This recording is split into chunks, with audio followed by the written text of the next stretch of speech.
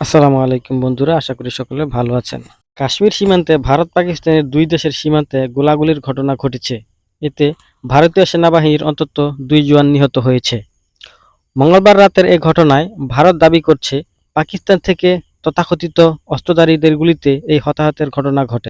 India টুডের প্রতিবেদন অনুযায়ী জম্মু কাশ্মীরের বারামুল্লা জেলার উরি সেক্টরে পাকিস্তান ভারত সীমান্ত রেখার বরাবর সন্ত্রাসীদের বড় ধরনের অনুপ্রবেশের চেষ্টা এবং পাকিস্তানের বর্ডার অ্যাকশন টিম হামলার পরিকল্পনা ভণ্ডুল করে দিয়েছে ভারতীয় সেনারা।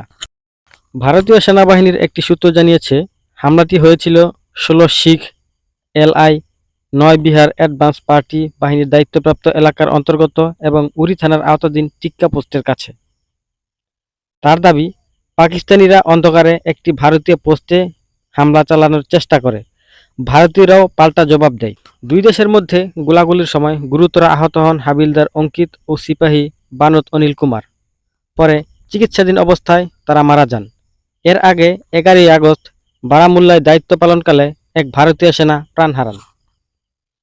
ঘটনাটি ঘটল এমন এক সময় যখন সীমান্তে ভারতীয় বাহিনী অপারেশন আখাল নামে এক অভিযান চালাচ্ছে। 1 আগস্ট দক্ষিণ কাশ্মীরের আখাল এলাকার জঙ্গলে সন্ত্রাসীদের উপস্থিতির সুনির্দিষ্ট গোয়েন্দা তথ্য পাওয়ার পর নিরাপত্তা বাহিনী সেখানে ঘেরাও ও তল্লাশি অভিযান শুরু করে।